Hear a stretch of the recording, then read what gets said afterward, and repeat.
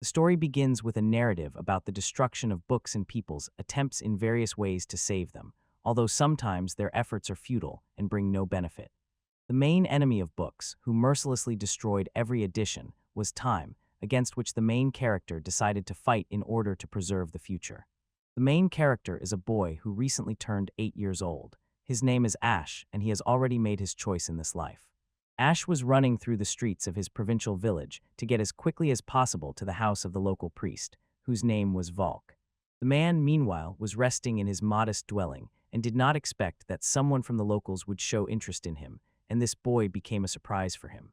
The man was clearly displeased by the appearance of the boy in his home and asked him not to make noise because the priest had a headache. However, what impressed him the most was that the boy asked to be given some book to read. Valk was skeptical about the boy's idea and inquired what he intended to do next, since knowledge would not be needed in this backwater. Ash assured him that it was irrelevant, because reading books is simply very fun and gives great pleasure from the process itself, to which the priest was outraged and advised to be careful with books. The boy ignored his skepticism and told that books would help him train his memory and develop his own thinking. The insight happened to Ash during a visit to the elder's house, where the village school was located, and the elder's wife independently taught children and all willing people literacy. The boy held back for a long time, but now he was not going to keep silent, and told that the very absence of books in the village led to the fact that people here are so meager and empty. Valk asked if the boy could read, and Ash told him about his desire to learn from the priest himself, who came from the distant capital, because it was his duty to the community and to Ash personally. The man promised to help learn to read, but did not intend to spend too much time on it. Ash meanwhile asked to be allowed to use a book, and even the simplest one would suit him. Folk warned the boy to handle the books carefully, as they are very easily damaged and are very expensive.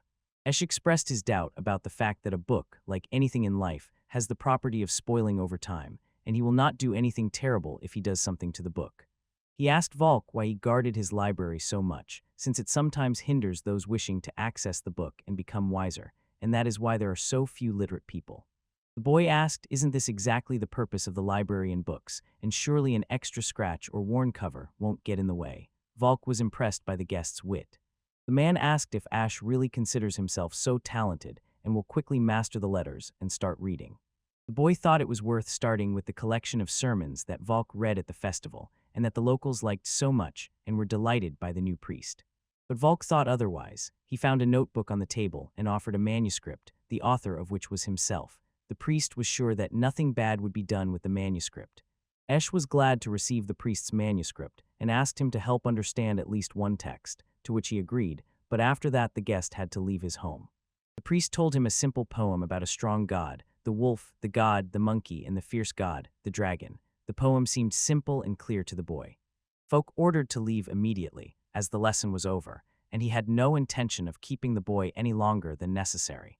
Despite such rather rude treatment from the new teacher, Ash felt very good, because today's conversation and the manuscript he was now examining so carefully allowed the boy to get closer to something divine.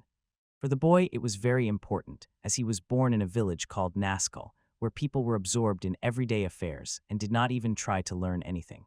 Ash saw strange visions from early childhood, which seemed to him like memories of a past life. Among them were scenes from his family's life, battle scenes, and often the boy wondered who he might have been then. One thing he understood for sure, and was certain of, his current life compared to his past existence was painfully primitive, and only he had the power to break free from the daily routine. What troubled him most was that even at 8 years old, he already had back problems from hard physical labor. There was no sign of civilization in the village, and everything had to be done with primitive tools. There was no entertainment in the village, and laziness could lead to death, as people worked to survive and not die from hunger and cold in winter. In this situation, the book and the knowledge that could be gained from it became the only ray of hope for the boy. His life could gain a new meaning that would help him endure all the evil and baseness. Immediately upon returning home, Ash sat down with the book, intending to learn the letters as quickly as possible and start reading. The boy was even forced to skip dinner, which embarrassed his mother and father. During the following days, he combined farm work with reading lessons. Ash quickly became tired, and in the evening simply collapsed onto the bed and fell asleep. His mother and father supported him and tried to give him less work. Later, the father began to say that a real man must work in the field and do physical labor to feed his family. He considered reading books a worthless activity. The mother defended Ash. She agreed with her husband's words, but believed that her son's desire would do him no harm and, on the contrary, might be useful in the future and help him.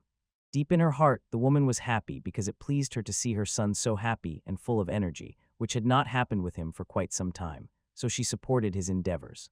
ESH meanwhile visited Folk and asked him to give another book. The man asked confusedly, could the boy really have learned to read in a month, which could be considered a real miracle? The priest thought the boy was trying to deceive him. However, the boy assured him that everything was fine and asked him to believe him and allow him to borrow books from Foka in order to continue studying. The folk found it hard to believe what the boy was saying, but still he agreed. After all, he himself was curious to see how the events would unfold and what would come of it. He was glad that the priest agreed to his terms, and at the same time asked to borrow a pen and a sheet of paper. The man inquired why the boy needed them, but he replied that he would explain everything soon. The boy suggested to the priest to write a contract and make an agreement regarding the future possibility of borrowing books and studying in the folk house, and this would be compensation for calling the boy a liar.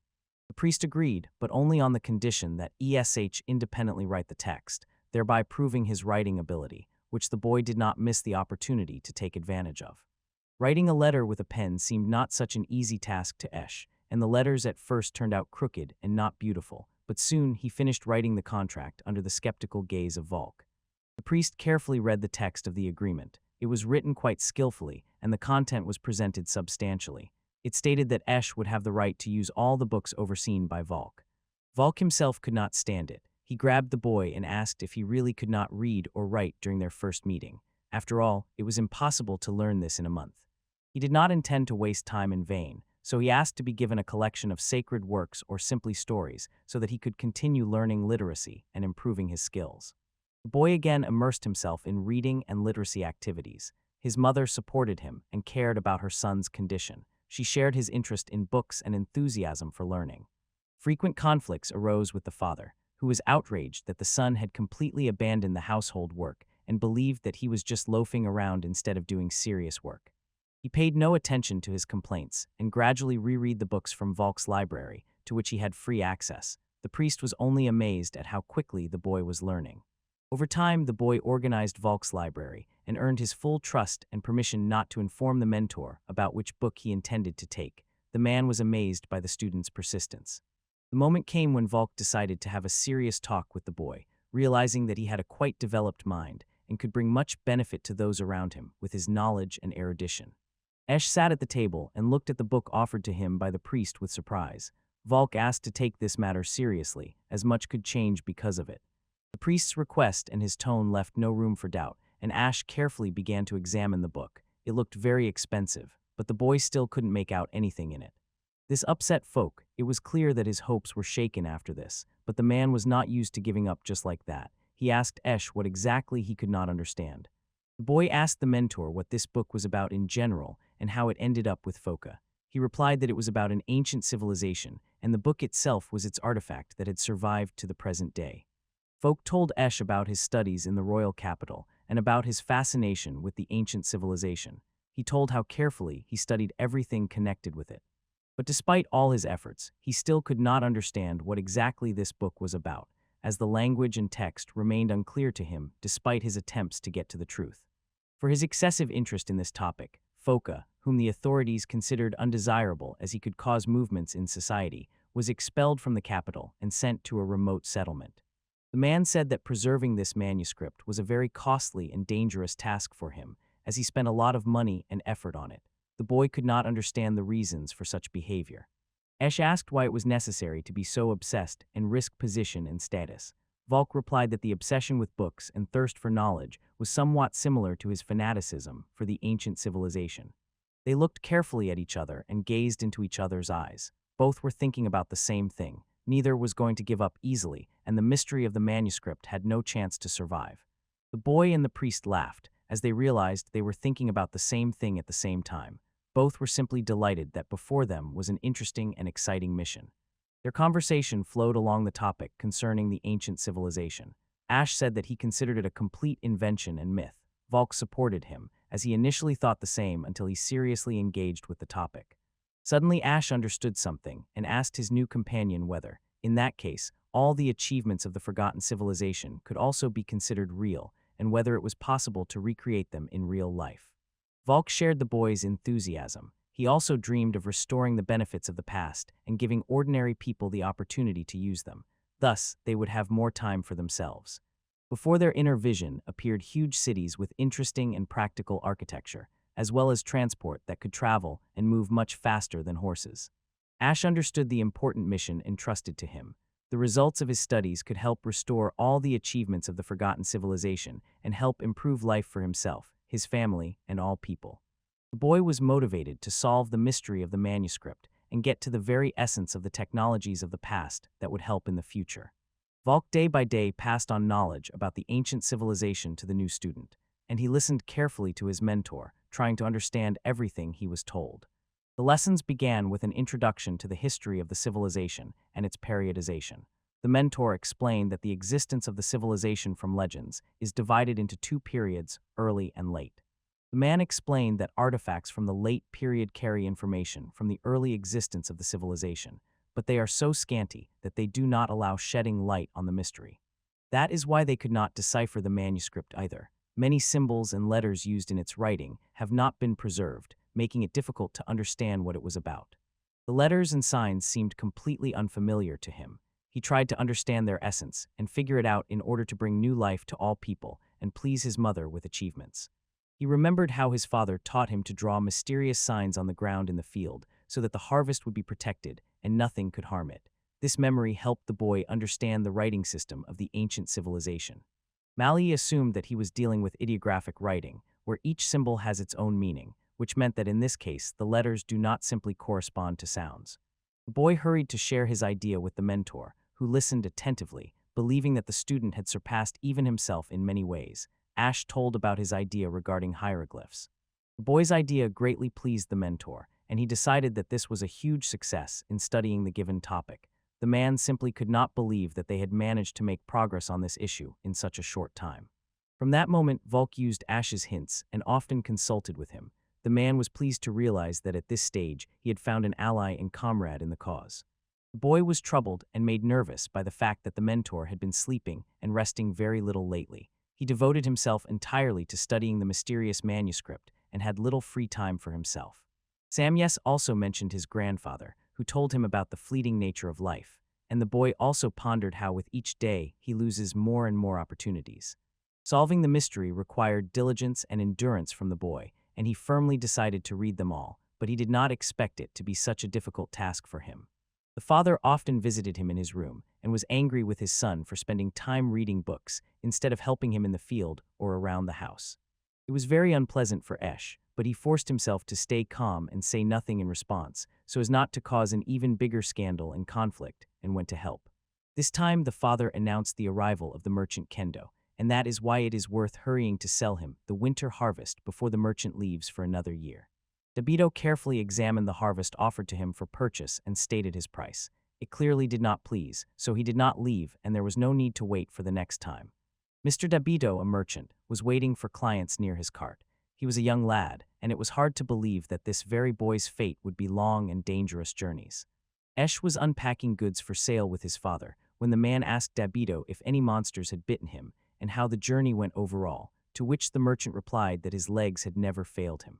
The child was curious whether monsters really existed, or if adults often meant robbers and dangerous attackers hiding behind every corner waiting for a lone traveler.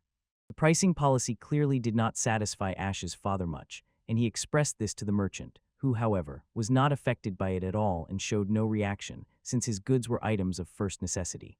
The man's attention was drawn to a jar of honey that he intended to buy, but the merchant said it was too expensive and allowed the boy's father to only taste a little honey, which made him happy. The man had already started bargaining over the jar because he wanted to try and enjoy the sweets that were truly valuable and rare in their region. Esh pointed to the folded fabric lying nearby. He emphasized to his father that Mom had asked to buy fabric, and spending money on honey now would be a huge mistake. The merchant praised the boy for his cleverness. The boy asked the merchant if he would be so generous and kind as to give a few needles along with the fabric, but to his surprise received a negative answer, as needles cost money. He even thought that it would be nice to talk to the merchant about what interesting and strange things he had seen during his journey, and what useful things he could bring back next time from his travels. Meanwhile, the man was negotiating with the merchant to give him a jar of honey, and Diaded agreed to this proposal. His only request was not to tell anyone that he had given the jar.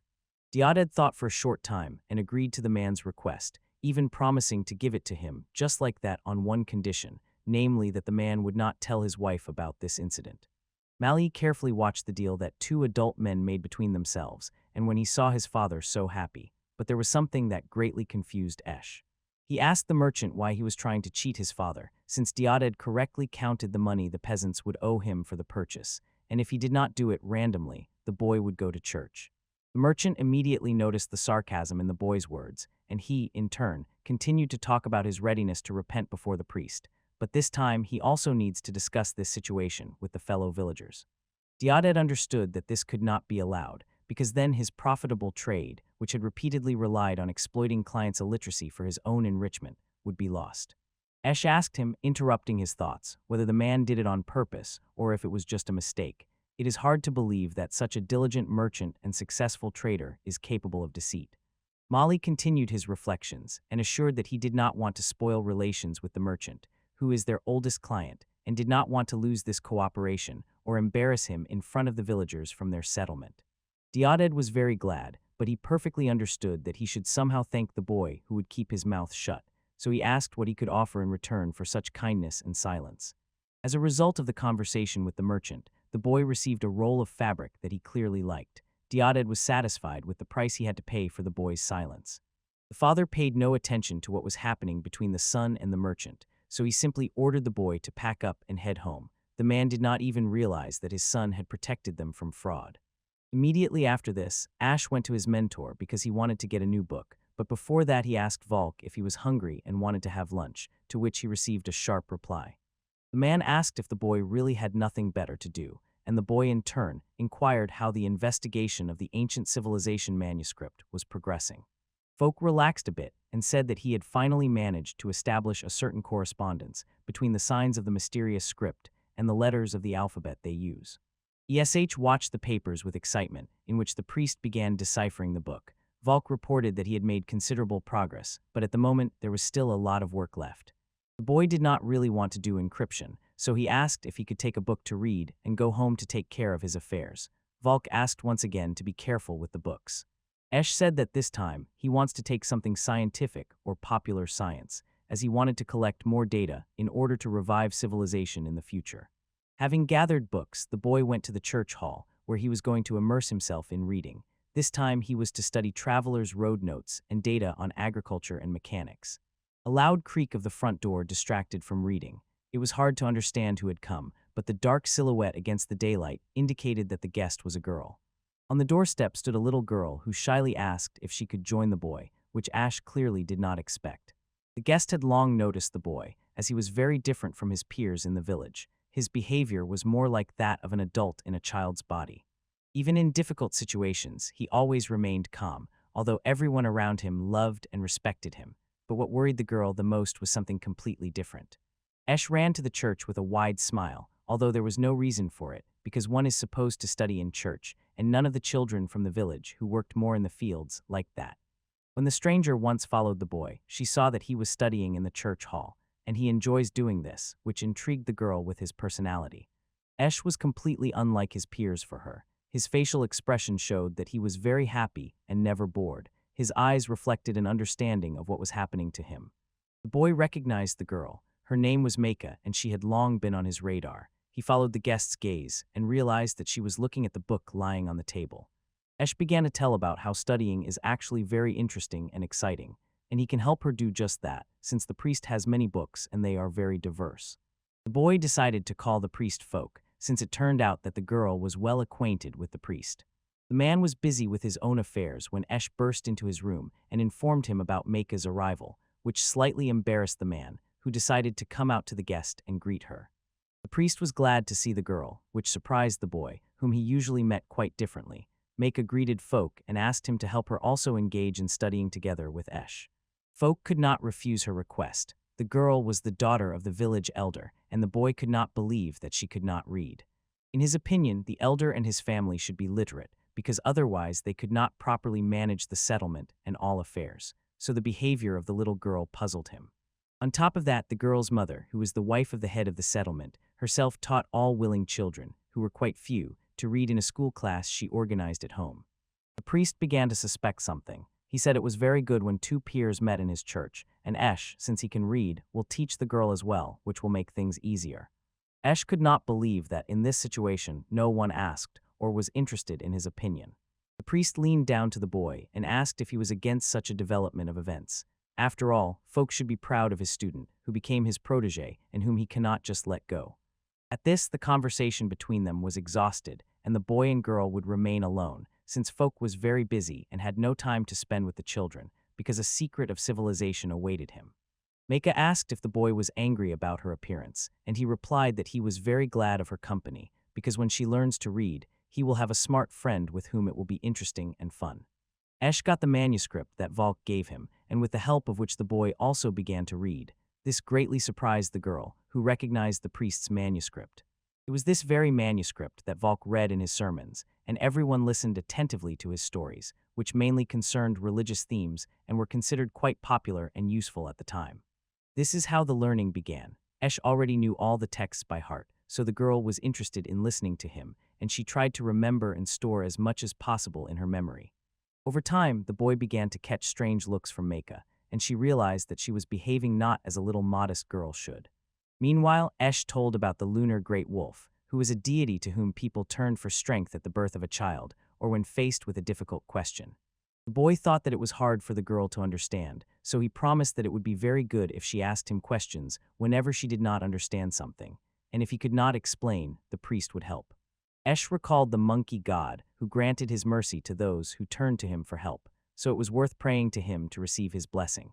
The girl agreed to this, and the boy was glad to have such an interesting student, but it was necessary not to wait, but to pray before the statue of the monkey god and continue the lessons. After they sincerely said a prayer before the statue of the god, they felt much better and as if their strength had returned. Manga quickly grasped everything the boy told her. Both were very satisfied with both the process and the result itself. They sat at this activity until evening. Valk peeked into the room and praised the children's enthusiasm, but this time it was time to disperse, as they could not sit until midnight since it was already dark.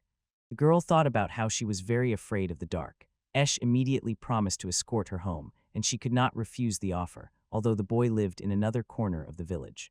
The priest promised that the boy would accompany Manga, and Ash agreed with him, as he could not allow the girl to return home alone. This greatly embarrassed Manga and made her feel ashamed.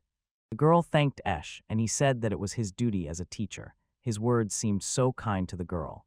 The kids were returning home along the path through the forest and talking. Manga asked him to forgive them for staying so long, and at the same time expressed her admiration for his abilities. He thought again that he should not tell her about memories of his past life. This time she was definitely not ready to hear his confession, so let her think as it is. The boy praised her because the student was very capable and learned so many letters in one day, but Manga assured that even more letters remained unknown to her. He assured her that at this pace she would manage everything, and nothing would be new to her anymore. They did not notice while talking that they had strayed from the beaten path, and the girl almost tripped over a stone. Yes extended his hand to the interlocutor and suggested walking hand in hand, since it is hard to see the road at night, and it is better to stay close to each other. The girl became even more embarrassed when Ash said that she was quite expensive for him. Because of this, she did not know what to do or how to react to such a thing, and wanted to change the course of the conversation. So the topic shifted to which book they would study next. Ash talked about an interesting botany book he is currently reading and where he gets his knowledge about plants. The boy added that the book also contains a lot of interesting information about how to prepare dishes and medicines from herbs and plants, and how this can help people in their lives. Manga listened to him with admiration. Esh added that the girl will discover a new world when she learns to read. In the Valk library, there are many books she can use, and that will be useful to her as a source of necessary knowledge. Finally, they reached the elder's house, and it was time to say goodbye. The girl wanted to stay longer with Esh, especially after he had held her hand the whole way, but he silently went home. A new day dawned, and today Ash was supposed to set out in search of herbs and useful plants that he had read about in a book. His joy and enthusiasm amazed everyone around. A group of children listened attentively to their teacher, who strictly ordered them not to stray from the group. According to her, bears live deep in the forest, and it is not worth risking their lives. Ash was accompanied by Maka, who constantly asked him about the interesting things he had learned from the book and asked him to tell about the herb they were supposed to find today. Some of the boys were openly dissatisfied that such a beauty as Maka paid attention only to Ash. Their looks revealed nothing good regarding their competitor. So now they decided to distract the girl from their friend and asked the boy to show all the useful plants he knew, and they would learn from him and acquire new knowledge. But the girl still waved to Ash at the end and asked him to be careful and not to put himself in danger. The boys were pleased that in this way they had harmed Ash, this unlucky one. But the boy paid no attention to everything around when he entered the forest and began to notice among the huge number of plants exactly those he needed. He was amazed that he had never seen anything like this before. He moved away from the boys in his team because he wanted to find exactly those plants that would be useful in preparing medicines and dishes to improve a person's condition after operations. His attention was drawn to an aloe flower, which he could even recall from a past life, where it was used to treat infectious diseases and was added to confectionery products. Suddenly he lost consciousness and fell to the cold ground. Everything around spun, and it was hard to understand what had happened. Time passed and Ash regained consciousness. He looked around carefully and tried to remember what had happened before he fell to the ground. The last thing he remembered was gathering useful plants. The blood on his head could mean that he had left the group and got lost in the forest, where he tripped and fell to the ground, injuring his head. Now he should think about how to find his way home. His strength was leaving him. He understood that he was very hungry. But suddenly he remembered his mentor, the priest Valk, whom he was supposed to help unravel the mystery of the civilization. And even more determination was added by memories of Maka, who was waiting for him in the village, and with whom it was so pleasant to study and share various interesting things. So Ash decided that it was time to act. Looking at the sun, the boy thought that it was worth considering spending the night in the forest, because in the darkness that would soon fall, it would be difficult to navigate, and he would get even more lost. Ash stopped and mentally checked everything he had. He gratefully noted that many of the things he had taken with him would allow him to survive safely in the forest for a whole night. His next step was to find water. Carefully stepping between roots and bushes, he moved down the slope. At the same time, he hurried to find a place to make a fire before it got dark. Suddenly his attention was drawn to an aloe bush, the same as he had seen before getting lost in this strange place. Despite everything, he did not lose determination and did not think about panicking. Ash bent over the bush and decided to gather as many leaves of the plant as possible, and then take care of everything else. Besides, he heard a strange noise somewhere behind the bushes and was soon to reach a stream. Soon a mighty river appeared before him. Looking at the powerful flow, the boy realized how much he wanted to drink, but he was not going to do that under any circumstances because there were microbes there. Although drinking this water without prior boiling was not allowed, it would be perfectly useful for other needs. So Ash decided to set up camp right in this place. The boy made a fire and started preparing food. He also remembered that aloe might be needed to treat wounds and scratches on himself, which he had read about in a book. Night came very quickly. Ash bandaged his wounds and sat by the fire, rejoicing that he now had a source of heat and light. The pain in his head and other wounds gradually subsided, and he felt better. Aloe was also needed as a plant-based food, but this time there was a lack of protein in his body, and the boy thought that it was worth finding a snake or someone small somewhere. Finally, morning came, and the boy realized that despite everything, he felt very bad. He woke up as if even more tired than when he went to bed. On top of everything, there was a desire to eat and drink. He even thought it was worth turning to a book in order to find the necessary information about how to fill the body with liquid and nutrients without harming health. The idea came to make a pot out of paper, but fortunately, he came across bamboo, whose leaves were more suitable for making a pot for something liquid and heating water. After quenching his thirst, Ash began thinking about finding or catching food. Suddenly, he thought that there should be fish in the nearby river that could be easily caught and cooked over a fire.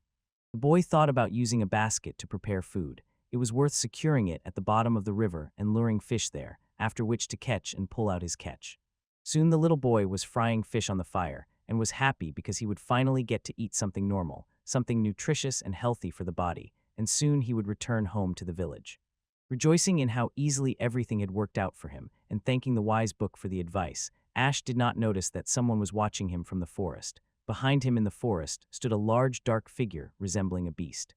Yuika brought food for Valk once again. She had been doing this very often lately because she was very grateful to the priest for teaching her daughter, yet the man had changed a lot.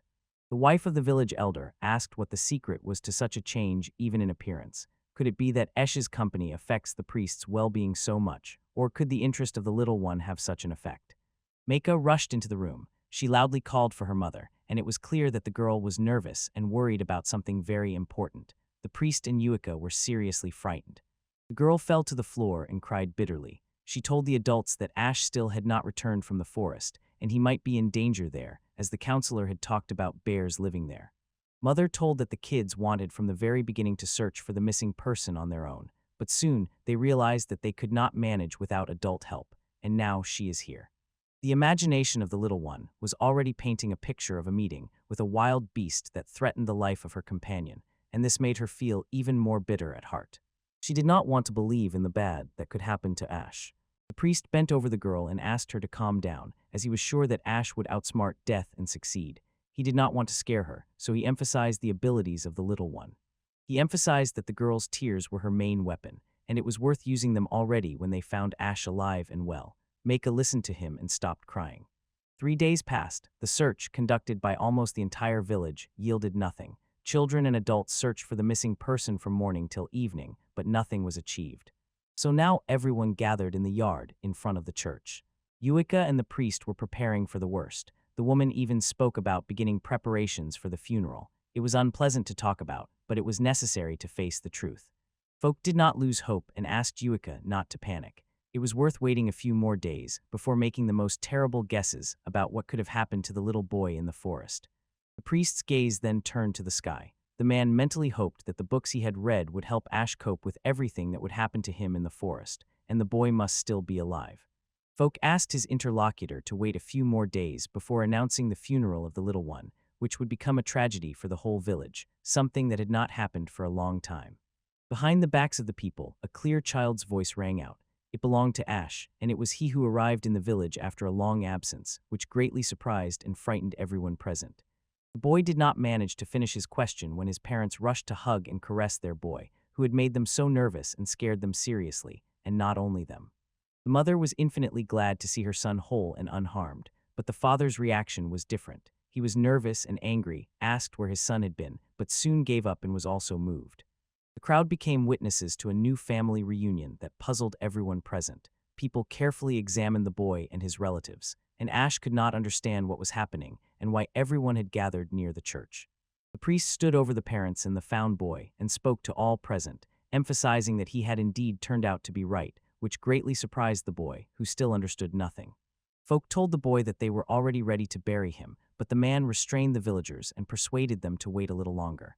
Ash was outraged, as he had been gone only 3 days, and they already considered him dead.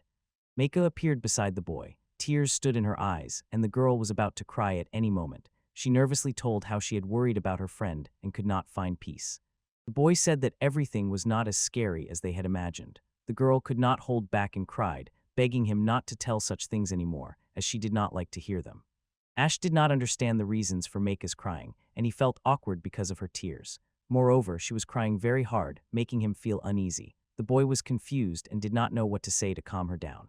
The boy thought about whether it was worth telling everything that had happened to him in the forest. He met a man dressed in skins. This was the famous Bam, about whom the locals told legends. Ash offered Bam to try some fish, but he just remained silent. The guest carefully examined the boy, not understanding why he was lost in the middle of the forest. Bam was a hunter who went hunting alone in the forest. In this, he was unique, as no one else dared to do the same. Only Bam had enough courage and strength of spirit. The hunter's identity was shrouded in mystery and adult stories. However, now a situation arose when the legend came out to Ash's fire and asked how he ended up alone in the middle of the dense forest. After spending 2 days in the forest and being in the company of the hunter, Bam showed the way to the village, and he ended up arriving just in time, almost stumbling upon his own funeral. He began to tell how lucky he was to gather various herbs and plants, but the reaction of his mother and Yuika made him fall silent, as they were angry at his recklessness and carelessness. The priest decided to intervene and defuse the situation, as such a day could not be spoiled by quarrels or conflict, so he only praised Ash for his cleverness and endurance. Everyone around loudly started to make noise, joking that Ash even managed to come to his own funeral, so such a guy would not disappear under any circumstances. The village was preparing to celebrate the return. After returning to the village, the boy realized that he had been harmed by his comrade, whose name was Jackal. He was severely scolded by his parents, and Ash guessed that it was Jackal who pushed him. It was done as a joke, but at the moment, it was the only explanation for what happened. The boys pushed Ash and quickly got away from that place. It was hard even to imagine such meanness. Ban came to help with the investigation. He was walking in the forest when he learned about the child's disappearance and decided to contribute to the matter of the villagers. It was he who found evidence of Jekyll's terrible deed. Ash held no grudge against his offender, because all's well that ends well, and even the wound on his head healed very quickly. However, the boy did not wish anyone to be in the village during the organization of their own funeral.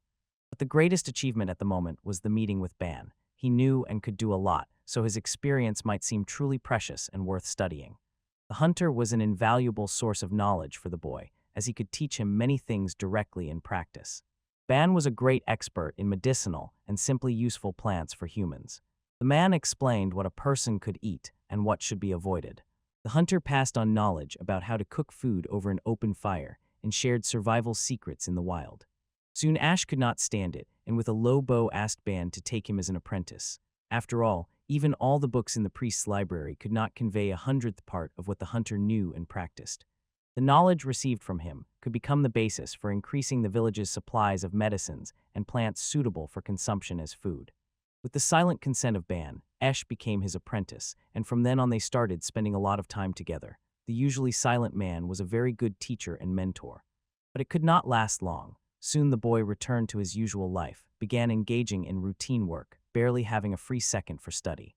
Every free moment the boy spent with his new apprentice, absorbing experience and wisdom from him, which he willingly shared with this strange boy. Their school became the forest and the surrounding fields and meadows. At the same time, at home Esh tried in every way to study the plants he had gathered with Ban during their walks. The boy tried to create his own book, where the main information about all known plants would be reflected. Special attention among all experiments was given to aloe, which the boy used as he had learned in his past life, but now new possibilities and ways of use were opening up to him. Experiments on mice showed that aloe is very useful for treating open wounds and various kinds of injuries. Therefore, based on this, medicines for wounds and serious injuries can be created. All research was recorded in detail and meticulously by Esh, and corrections were made to the already known information. The day before, he had received a pen, paper, and ink from the merchant Quid, which made him very happy.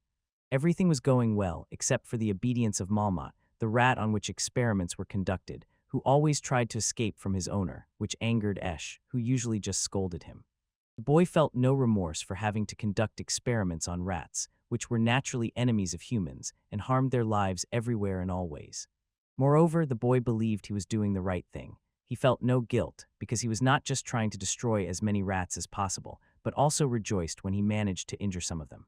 The research conducted on animals gave very good results that could be transferred to the human body, so soon Esh aimed to test certain drugs on himself and his acquaintances.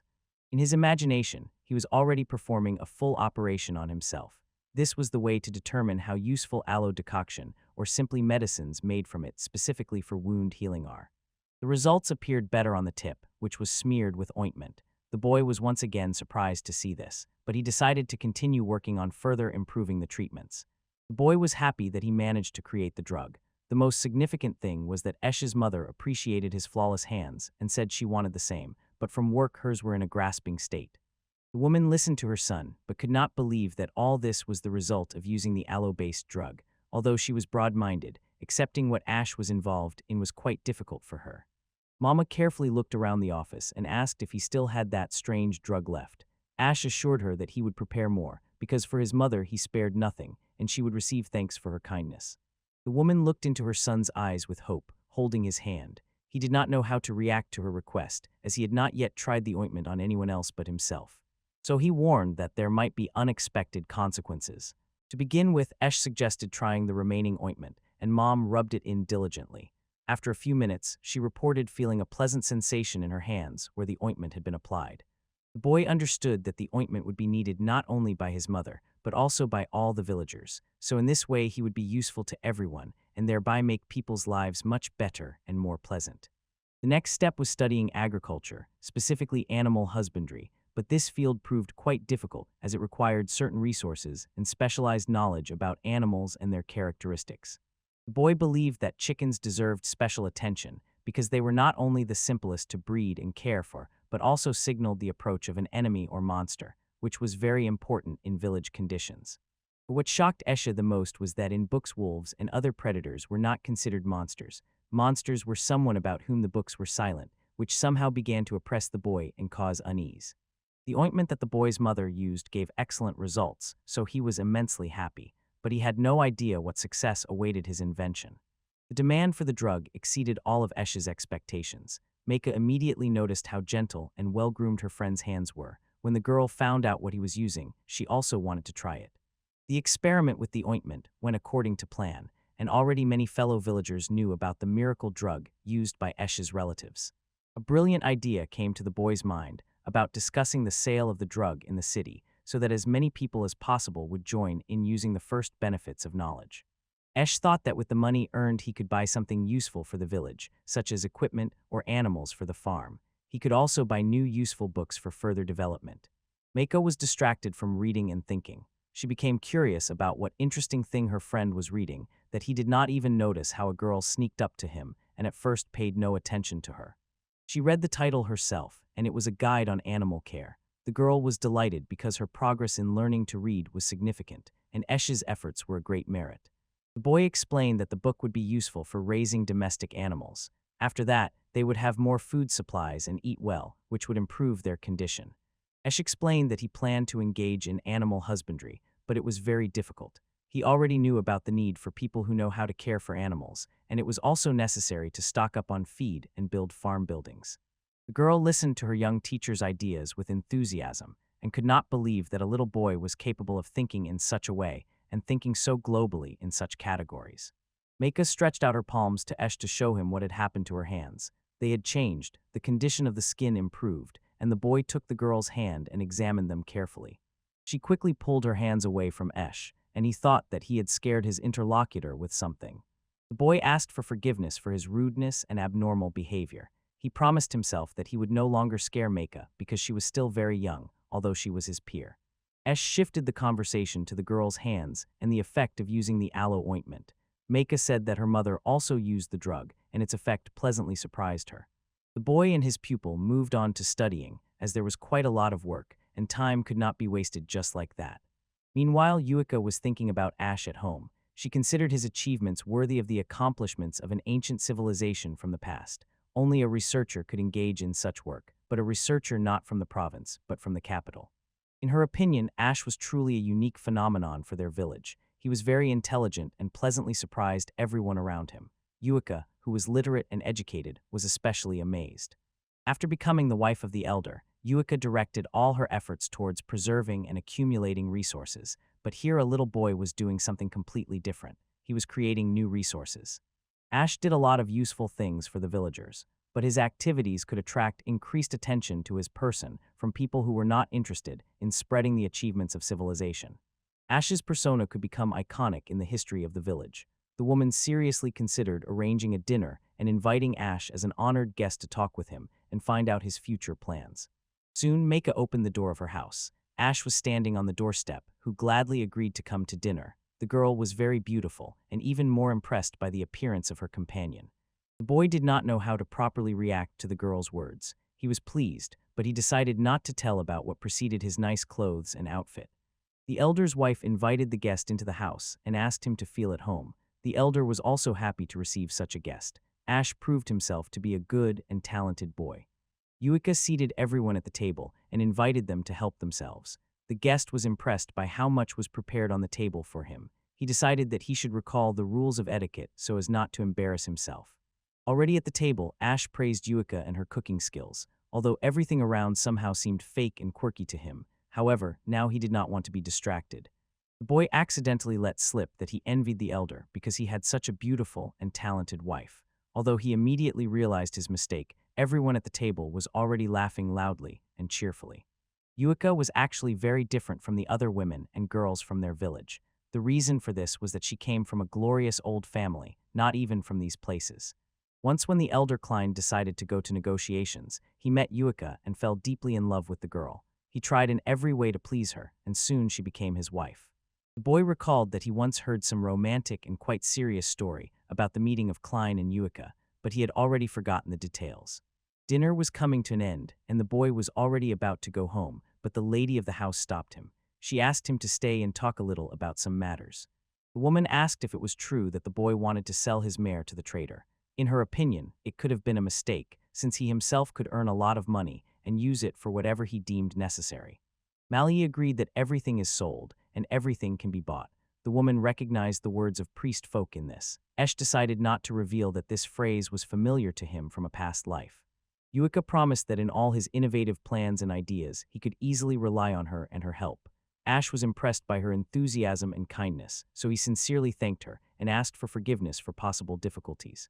The boy understood that he had gained a strong ally, since his father and mother at home would not listen to him about the fact that the money earned should be saved and set aside for the future. Father can especially get angry and spend money on alcohol, as he did not care about the fate of the village or the future of his son, so Esh will listen to Yuika. The mother ran up and asked her mom not to touch the guest. The boy's upset and thoughtful look made her think that the mother was scolding him or saying bad things. The woman just laughed.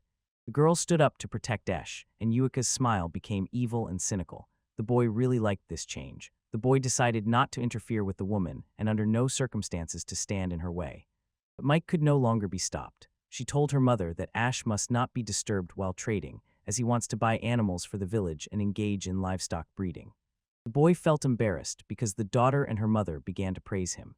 Ash was ashamed and did not know how to behave or what to answer to all these compliments and kind words. The girl got nervous, and her father had to take her in his arms and take her out of the room. Yuika and her young interlocutor had a free moment to discuss the points. Ash told about what he was able to read in books. He also added that there are completely different conditions of existence and life for people. The woman was impressed by the breadth of the boy's views. The boy emphasized that with normal, intelligent management of resources, it is possible to improve the living conditions of peasants and introduce something new and technologically improve the existing. Ash did not say that he simply wanted to recall his past life. He also did not want to become a saint, but simply to make life around him happier for all people.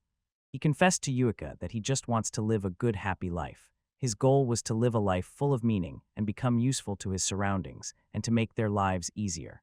Ash told about how he wanted to introduce the achievements of past civilization. His goal was to provide useful food and clean water to everyone, and the function of transport should be performed by mechanisms and horses. To himself, he seemed a dreamer who was simply chasing his dream. After all, many did not understand his goals and efforts and just looked at the boy, who often seemed eccentric. So even now, in conversation with this sweet, beautiful woman, he emphasized that he would give all the proceeds from aloe trade to the needs of the village, and Yuika herself would use those funds. They firmly shook hands with each other, and Yuika emphasized that she was glad to receive good news about the new successes of her new partner, who would become famous in the future. Ash was happy because he had a powerful ally who would help in negotiations with the elder and the merchant. And the merchant, in turn, would be a bridge between the boy and the public from the nearest city, and possibly the capital. Ash brought Yuika a recipe for an aloe preparation in the morning. He tried to help the woman in every way, so he promised to come immediately if she had difficulties with the preparation. At the same time, he gave her the ingredients, and the woman was surprised that the boy managed to do all this. He explained that he had been in the forest with Ban and gathered everything necessary. And Yuika still needs to set the prices for the ointment. Ash said that he considers the woman his business partner, and under no circumstances can there be misunderstandings or the like between them. Yuika was touched by this and promised to do everything in her power. Thus, they unofficially divided the tasks and responsibilities between themselves. The woman will start handling the funds, and the boy will supply the necessary components and help with preparation. Yuika finally asked if they could take Meika into their business, who also wants to help, but this time she will definitely be needed since she can read and write, and this is thanks to Ash. The boy agreed gladly, and the mother thought that he was still quite small and young to understand the true motives of her daughter, but she did not dare to speak about it. Their meeting was supposed to end there. Yuika promised to report everything immediately to Ash so that he would also be aware of how their affairs would proceed. Ash was walking along the path and was glad that his endeavors were now reaching a completely different level. He freed himself from what he did not understand at all, so for now he would be engaged in experiments on mice. Autumn came and the boy received his first fee. Yuika did as she promised. Her parents profitably sold the aloe ointment and gave all the money to the boy. so now the first supplies began to form. The first thing the boy wanted to acquire was paper and a pen, but the merchant did not want to take money. He offered to use his services for free. Diaded remembered kindness. Ash came to Volk. He offered the priest to take money from him as a pledge, to which he replied that the church does not engage in such things. The boy said that in that case it could be a donation. The boy emphasized that over time he would take back the donation. The man replied that donations do not work that way, and it is not worth leaving money here because Volk might steal it, as he is not that kind.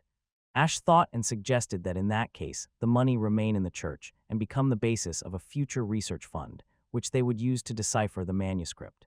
Manga entered the room and Volk sent them to study together. The boy wanted to talk more with the mentor, but he tried in every way to get rid of him.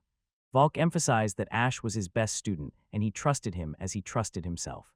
The boy was pleased to hear this, but still Manga's company began to bore him a little.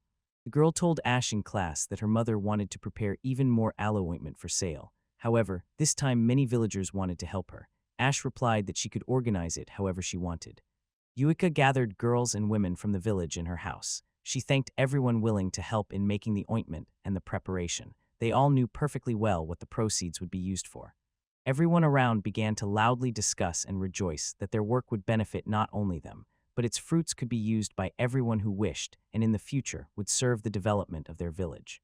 Many of the women came for various reasons. Not all of them were suitable for physical labor, but life circumstances forced them to work in order to feed their families and survive in this world.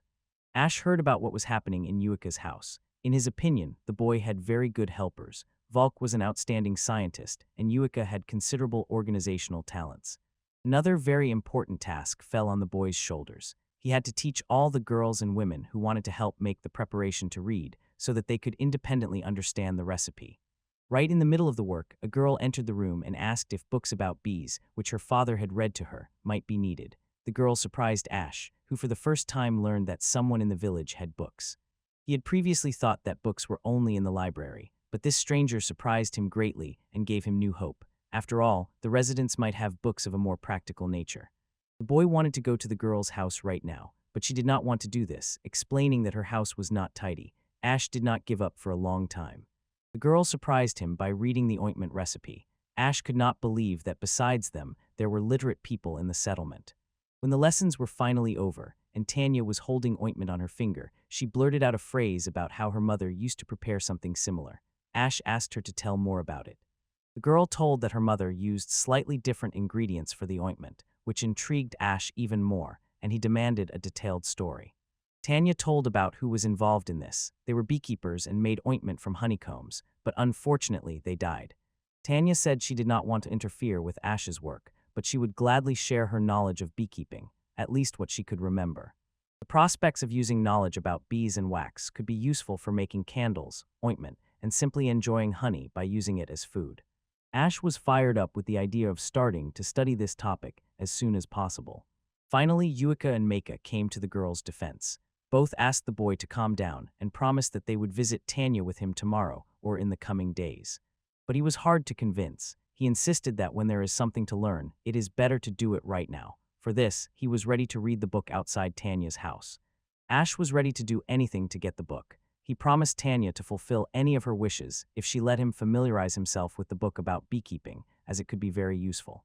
The boy was the first to run to the exit when he received an affirmative answer. The girls expressed a desire to go with him and keep him company to Tanya's house. Yuika and the women let the kids go. Soon Manga and Ash were standing in front of Tanya's house, waiting for the girl to find the book for which all this commotion had started.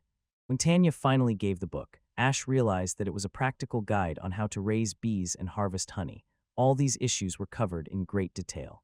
But Esha was even more surprised that the book was partially written in the letters of an ancient civilization. The presentation of the material was characteristic of the literary language of a late civilization.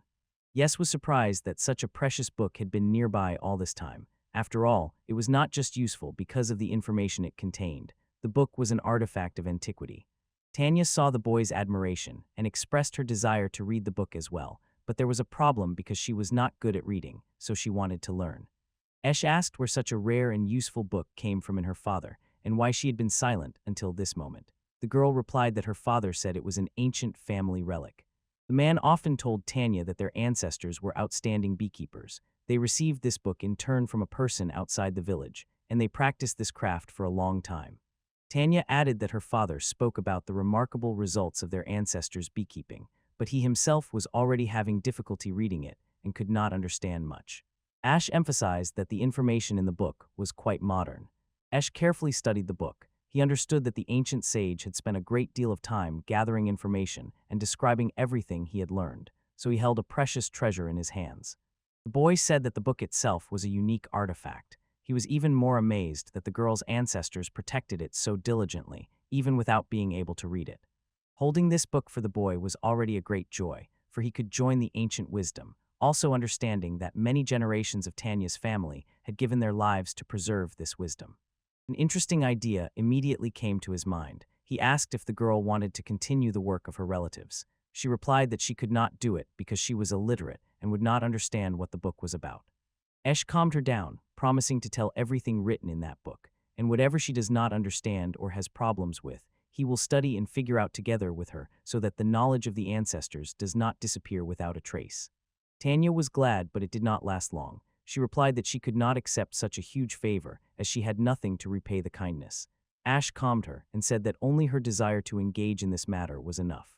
The girl almost cried because she wanted to do this since childhood, as she saw the pleasure it brought her parents, but a situation arose when they could not pass on their experience and wisdom to her. Tanya was left an orphan, and all she had from her past life was a book, but she could not even read the title, let alone the unique book itself. In her mind, she had already given up and resigned herself. The girl was barely holding back tears in front of the boy. She promised to become a diligent student and work hard to gain the maximum knowledge. This way she would get closer to her parents. He rejoiced, for in this way the fight against the darkness of ignorance would continue. Tanya would become a worthy heir of her glorious family and continue its work. The girl's joy knew no bounds. Esh held the book in his hands. He did not know where to start studying beekeeping, but he knew that this book would be useful not only in a practical aspect, but would also shed light on the study of the ancient language. Now he decided first of all to show the book to priest folk, since he was deeply immersed in studying the ancient manuscript and the ancient language. For this, it was necessary to get Tanya's permission. The girl agreed. She knew it was necessary, although her heart ached a little when she had to say goodbye to the last thing left from her parents, but Ash hurried to reassure her. He told the girls that he was no longer the helpless weirdo they remembered in the village. He did not waste time and developed protection for himself and his comrades, so they would be safe, and promised to protect the book at the cost of his own life. Jackal carefully caught every word of his. The boy did not give up hope of doing some great meanness to this upstart. He raged when he found out that Ash now befriends not only Manga, but also his sister. Manga and her new companion were returning to the church. Ash asked her to deliver a message to Yuika, in which he asked not to be angry with him, as now he would leave the ointment class for a while and start studying beekeeping. Both got so carried away with the conversation that they did not notice how someone nearby on the slope was watching and listening to what they were talking about.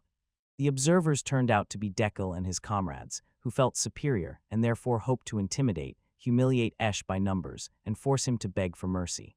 Ash seemed not to pay attention to his opponents. He announced that he was not going to waste time on nonsense, and besides, he had an important matter at the church, so they would have a serious talk next time. The opponent interpreted his words as an attempt to run away and be a coward. He hurried to convey this to his adversary. Manga asked her friend if it was okay that pursuers were left behind their backs, to which she received assurance that everything was fine, and he would deal with them later. Jackal's nerves gave out. He got angry and threw a stone after the couple that was moving away. It almost hit the girl. Ash hugged his friend tightly and shielded her with his body. The boy was tired of that boy constantly trying to hurt him. He was no longer going to keep everything inside. Ash gave the book to his friend and ordered her to go to the church, saying he would join her soon. Manga did not really want to leave him alone, but she could not disobey the boy. Jackal looked down at his opponent. Ash covered Manga with his hand and warned the attacker and his friends that they also dared to use weapons and would do so if necessary. The boy's voice left no room for doubt. Additionally, he said that he had a hatchet and poison with him, which he could use if needed for self-defense. The boy's gaze became as hard as steel. He explained to Jackal that he would pay dearly if he insulted or harmed Manga. Also, he risked damaging the book, for which he would be treated badly as well. Jackal thought it over and stopped attacking. Ash asked his friend if she was okay. She responded affirmatively, after which they both decided to go their own way and get out of there as quickly as possible. Jerkit still watched the boy and girl carefully as they left the scene of the confrontation. Maka could not praise her savior enough and was simply delighted with how he resolved the situation. At home, the girl told her mother everything that had happened to her and her friend during the day. She did not miss the chance to tell about how Jackal attacked them and how it almost led to a fight, but Ash resolved everything. Mako recounted the conversation and everything that happened with such enthusiasm that she compared herself to a princess and Esha to a knight who came to her defense. But Yuika did not share her enthusiasm. Her face was sad. She was thinking intensely about something but tried to keep silent about it next to her daughter. But it couldn't last like that for long. The girl was watching her mother closely. Finally, Yuika started the conversation. She emphasized that her daughter must always be attentive and composed around Esh. There are many people like Jackal, and none of them like types similar to Esh. In her opinion, her daughter's companion was truly unique because he taught himself to read, started working on creating a drug, and at the same time did many things that even an adult would not do. Yuika added that the day would soon come when Esh would gather himself and leave their village, and people like Jackal might turn their attention to Maka. Many admire Esh, but not everyone likes him. Many will try to harm Esh and will interfere with his work in every possible way. The girl perfectly understood her companion's position among the villagers. She was the only daughter of the elder, and many openly envied her. Some tried to despise her, some said bad things behind her back, but their fate with Esh was somewhat similar. Yuika added that she perfectly understood the feelings that began to arise in her daughter towards Esh, who had done so much for her, but it was not worth getting too close to him now and risking herself. The best option could be that the girl gathers like-minded people around Esh and all the people who like him. This way, he will always be under protection and will be able to take care of Maka as well. Yuika's idea was that her daughter could show Esh her worth and demonstrate that his back is also protected and the boy has a reliable rear. He should not be distracted by danger every time. The woman persuaded her daughter to become a reliable support for the boy, which would give him the opportunity to fully immerse himself in studying a new topic, improve all his inventions, and work on new ones. But the main thing was that in the future she would become the one who would give inspiration and strength to Esh when he became a famous and respected inventor, which was to be expected very soon. Maka lost the ability to speak even for a minute from realizing her prospects, but when the shock passed, she promised her mother that she would become the one to protect the great inventor and give him time for his activities. The girl thought long about her mother's words. She analyzed what had already happened to her and Esh, and realized that she needed to improve in order to become a good partner for her future companion. Maka grabbed the sword and promised that she would become a skilled swordsman, just like her father. Yuika wanted to convince her that she did not mean that, but the daughter's enthusiasm did not allow her to say even a word. The woman was still trying to explain what she wanted to convey to her daughter, but she was already hurrying to the church. She promised at the last moment that from tomorrow she would take up fencing with her father. Meanwhile, the boy was working with the priest on translating an ancient manuscript. Folk boasted about his successes and that he had almost managed to translate some paragraphs of the ancient book. The boy emphasized that letters could have several meanings, so it was not worth fixating on just one. The teacher agreed, but along with this came a new challenge, as the new answer gave new questions. To rest a little, Esh told about everything that had happened to him in recent days. He emphasized that he had found a book about beekeeping. It was written in the same language as the manuscript, so it could be useful. In the library, the boy found another book about bees and asked to be allowed to read it. Folk immediately agreed. He assured that they could start beekeeping and honey harvesting from next spring.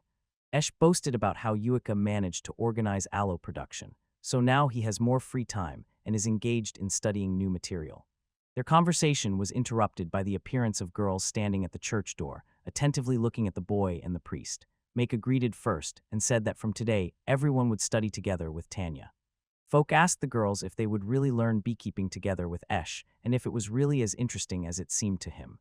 Tanya and Maka told how the boy's personality, who wants to change humanity, motivates them. Esh immediately made great progress in studying the book's material. The girls had no choice but to listen with admiration to everything he told them. When they finished, questions poured down like hail. After a brief discussion, the girls and their young mentor concluded that everything written in the book should be studied in practice, not just read, as this way they would better absorb the material. Tanya helped a lot in studying the book. She shared with her friends what she could remember. The girl talked about the tools and methods her parents used. This gave her energy and endurance, as the girl seemed to be one step closer to her mom and dad and was constantly mentally near them, which gave her great pleasure. So they soon made an action plan for the next spring.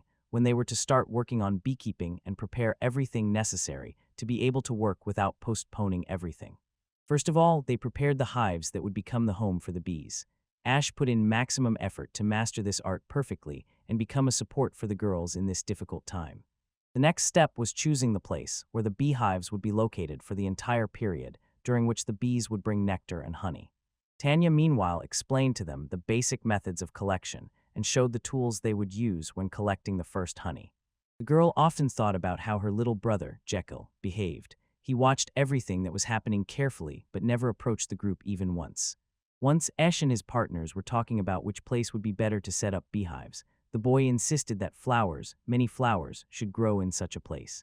They all considered the best place to be the forest near the village, but Tanya changed her mind after a brief reflection. She said that the forest was quite a dangerous place even for adult men. That is why, according to the girl, her mother did not want her to engage in beekeeping. The forest full of dangers was not a place where the little girl would feel safe. But despite everything, they had to choose a safe place near the village. The boy said he was a student of Ban and knew a little about how to behave in the forest, although he did not consider himself one of the experienced hunters.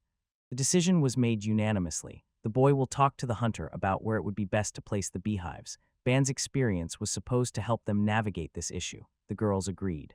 Tanya asked in surprise how Ash knew Ban's brother so well. The boy was surprised at how this girl spoke about the hunter. She explained that Ban used to be a frequent guest at her parents' house.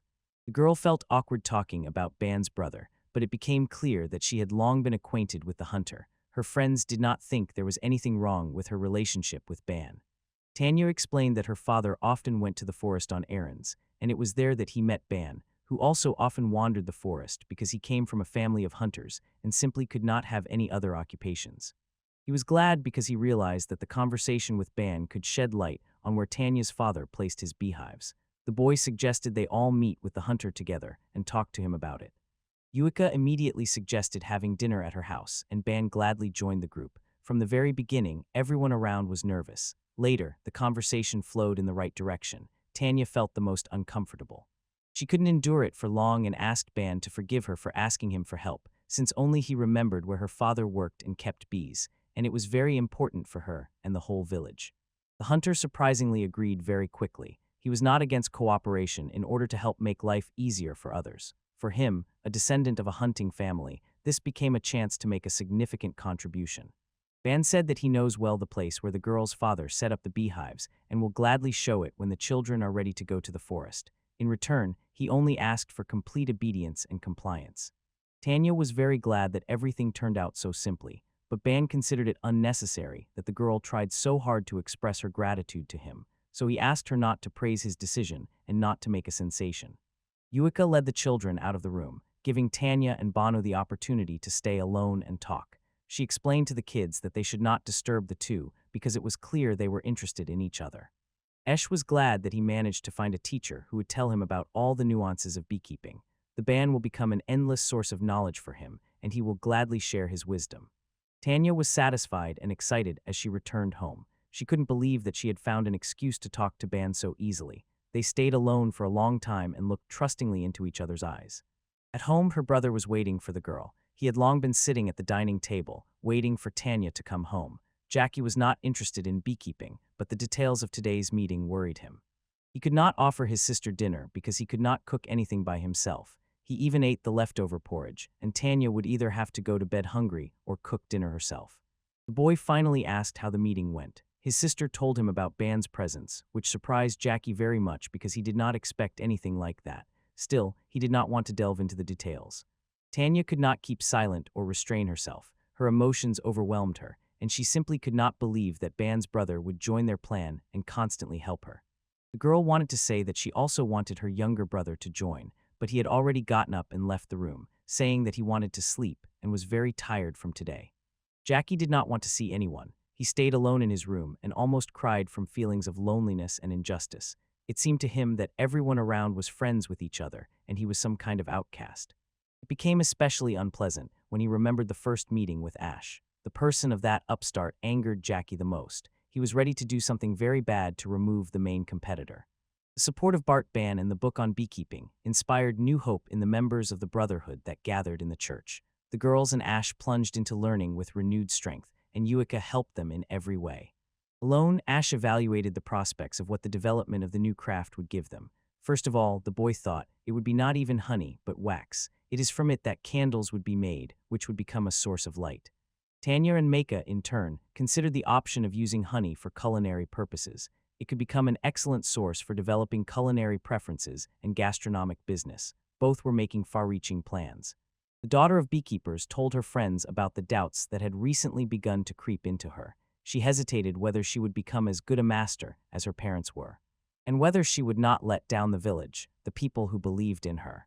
Esh calmed her down and supported her. He emphasized that if they managed to sell honey at the market in the capital, the funds would be enormous, since honey has always been valued and expensive. The girl tried even harder and began to somewhat surpass Meika. Tanya often turned to Esh for help, who gladly explained to her the unclear passages from the book. They spent a lot of time together talking about how to take care of bees and how to tend to the hives. The girl recalled that her father seemed to move the hives every season. Over time, Tanya began to behave more confidently. She promised to take on all the difficult moments of their newly started business. Esh considered this a good sign, yet despite this, he showed his readiness. But still, this conversation did not end just like that. Tanya asked how her younger brother was doing. She wanted to talk about Jackal and clarify some things for herself personally. The girl said that recently her brother had changed a lot. He did not want to talk to her, and when they did communicate, it was clear that something was deeply troubling and tormenting him. Tanya believed that at the moment she had replaced both father and mother for Jackal, and if she managed the role of mother more or less, then the boy clearly was unlucky with his father. She could not provide fatherly upbringing. The girl could not calm down. She said that recently the boy avoided the company of peers. The worst scenario could be that he kept everything inside and did not share his worries with anyone. Esh understood that he should somehow help the girl and comfort her, but he had no real options. Talking to Jackal was clearly an unwise step, so he decided to help simply with kind words. Meika came to the rescue. She so professionally began talking with her friend about secondary matters, unrelated to Jackal's problem, because first and foremost it was necessary to improve Tanya's self-esteem. It became known that recently Tanya spent a lot of time training in the forest together with Ban. They went deep into the forest and looked for a suitable place for the apiary. Sometimes Esh also went to the forest with them. He was not eager to be distracted from studying, but did everything so that the girl would not feel lonely and worry less about bad thoughts, although Esh felt like a third wheel. Jekyll-san sat alone on the slope of the hill. From afar, one could think that it was not a moving statue left here by an unknown author. Lost in thoughts and deep within himself, Jackal did not notice how Ash sneaked up to him. The boy asked if his friend was going to sit here until nightfall, as it was getting dark very quickly. Jackal's reaction was very stormy. He asked what Ash wanted from him, but Ash asked his friend to calm down and just talk. No one can witness this, so the conversation will remain between them. Ash said he had something important to discuss with him, but Jackal did not wait for him. He quickly turned around and said that he had nothing to talk about and did not even want to see him, although Ash asked him to stop. Jerkit stopped only when Ash said that the topic of their conversation would be Tanya-san, who was feeling unwell. She was worried about her brother's condition, who had recently become very serious and withdrawn. Because of this, Tanya was struggling with her duties and could not fully devote herself to the matter that was meant to serve not only their family, but the entire village. But most of all, Ash was worried about Tanya's own safety. He continued to tell that Tanya often goes to the forest with Bansan.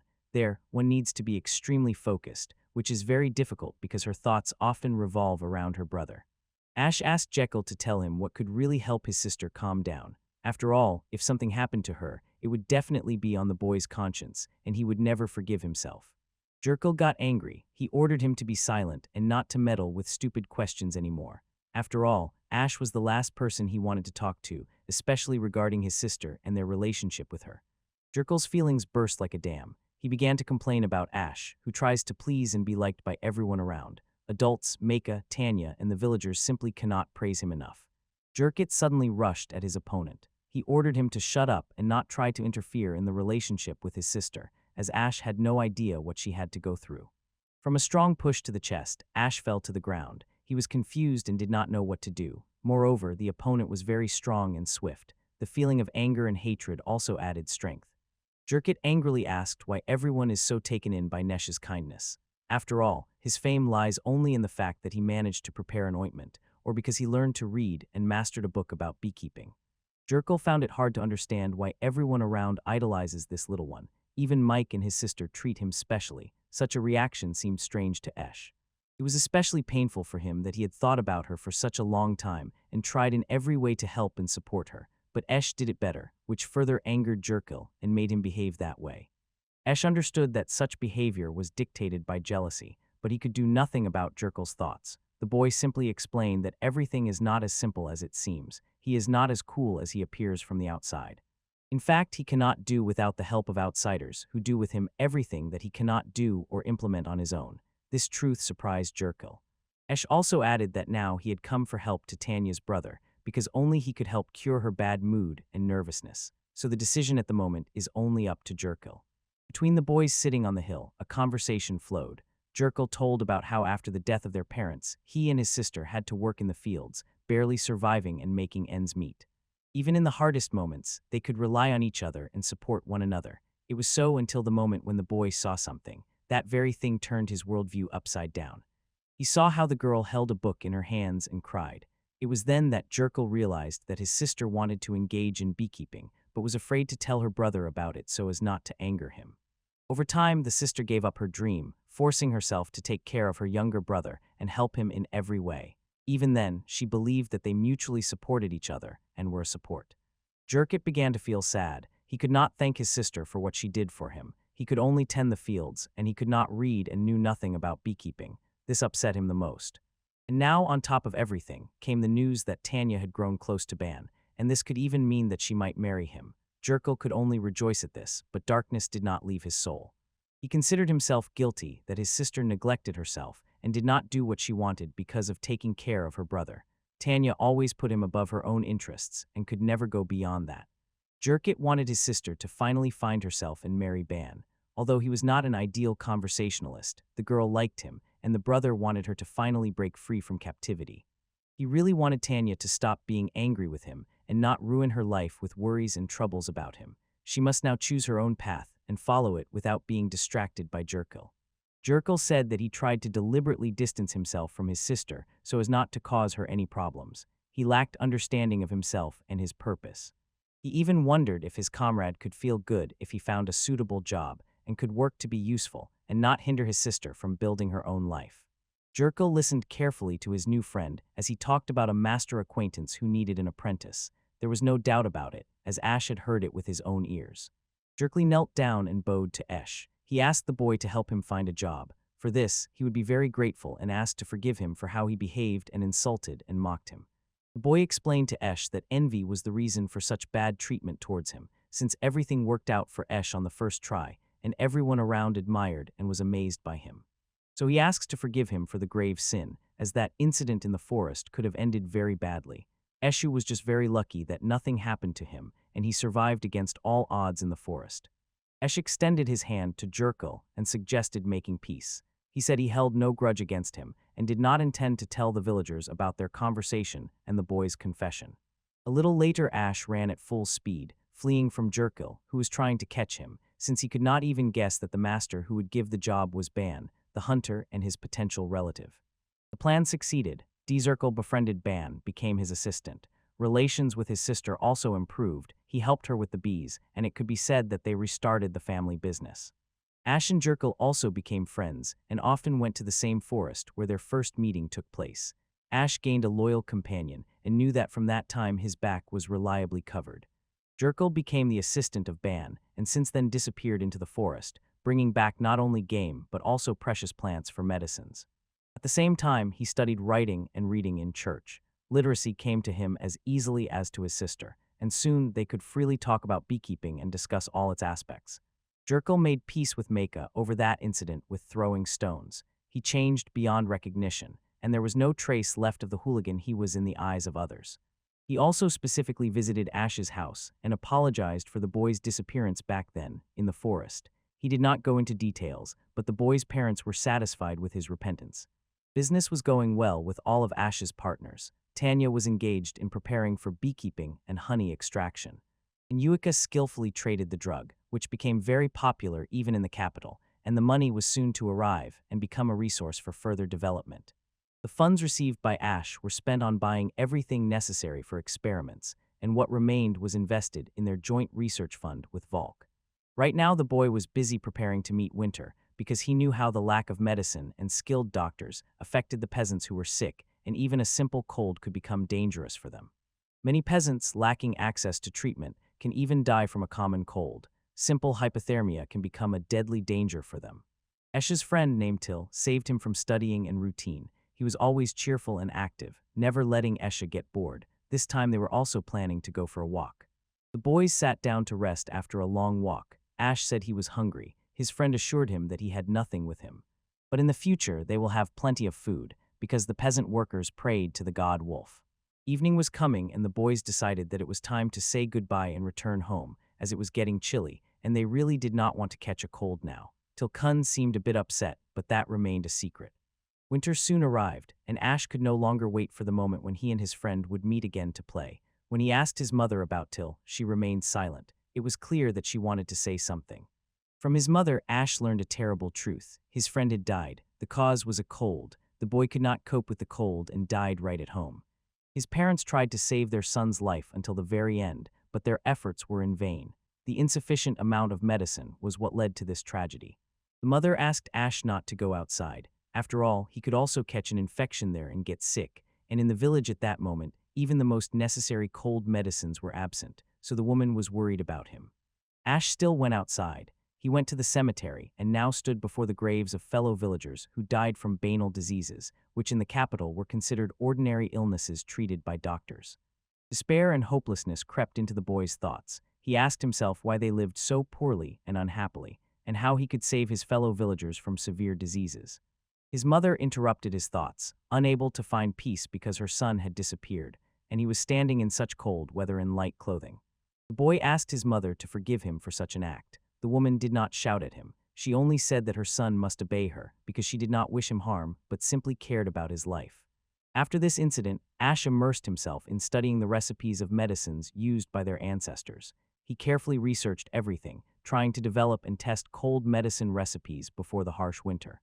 But during the study of medical books and records from the local doctor's church, who once practiced, Ash learned that a decoction from bark could cause a reaction in the patient's body, which could end tragically. The boy tested all the medicines on himself. None of the tests showed bad results on him, but the boy did not want to risk the lives of others. He treated the lives of other people with care.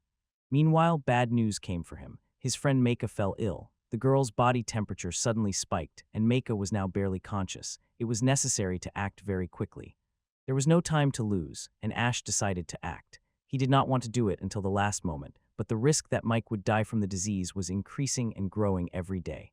The boy hesitated for a long time, but realized that the time to act had finally come. Under no circumstances could he allow the worst to happen. Esh informed his mother that he was heading to the village elder's house. He no longer had time to doubt and hesitate. The boy decided that the risk of waiting was too high. He would not be able to forgive himself if he allowed something terrible and inevitable to happen. Mako was lying in bed. She felt very bad. The sensation was strange, as the girl would feel either very cold or too hot. Such a condition was a real torment for her. Voices were heard behind the door. The girl recognized Esh's voice. She could not understand what was happening. After all, the boy had not visited her for a long time. A spark of hope ignited in her mind. From the words that reached her, Mako understood that Ash was discussing with her parents the issue of using medicines, the application of which threatened the girl's life. But without risk, they would not be able to do anything.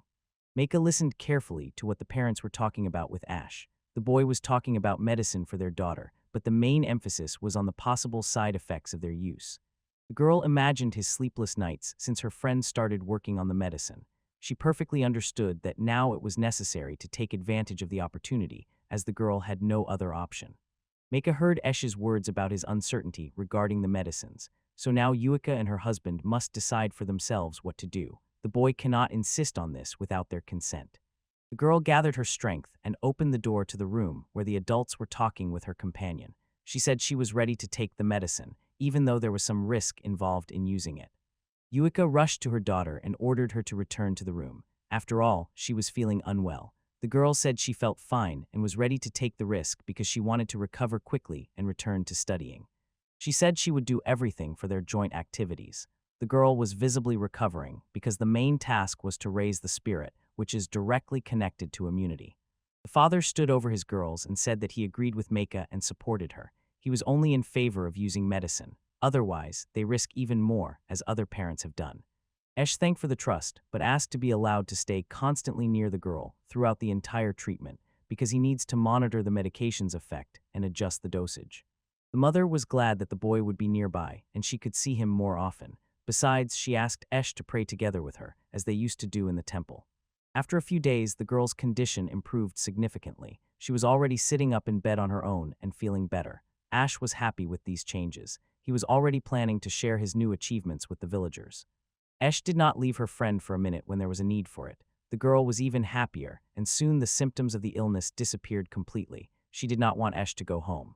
The boy told her about how his research activities were progressing. He talked about beekeeping, as it would soon become a good source of income. He did not want to give up or stop under any circumstances.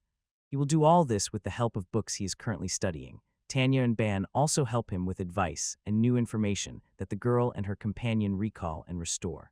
The boy also talked about developing new medicines for disease and fever, because what he learned from old books has side effects, and he does not want to risk other people's lives like that.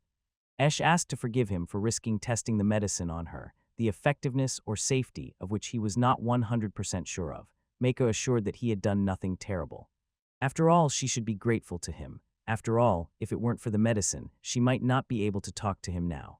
The boy rejoiced upon hearing these words. He shared his thoughts regarding the fact that the girl's mother agreed to set up a medicine warehouse in their house, which the villagers could turn to if needed. People's lives will improve because Mrs. Yuika will distribute everything necessary and teach how to use it. Thus, many villagers will survive and endure this winter. Mako was simply delighted by what her companion told her. After all, now there would be no need to turn to Master Quid and wait until he brought all the essentials. That is why Ash is hurrying, not because he does not want to stay near the girl. He had to continue his research so that every villager had everything necessary to survive the winter. Finally, he said that he expected the girl to recover quickly. After all, she had to help him cope with all the problems that would arise among them. The girl inspired him to feats and work. At the exit from the house, Ash spoke with Maka's mother. The woman said that thanks to his efforts, the situation in the village was improving. Food and supplies were increasing, and medicines were becoming available to everyone who wanted them. Yuika emphasized that it was he who saved many villagers in the long run, but Ash modestly stressed that it was not his merit, but that of all the villagers who helped and participated in the preparations.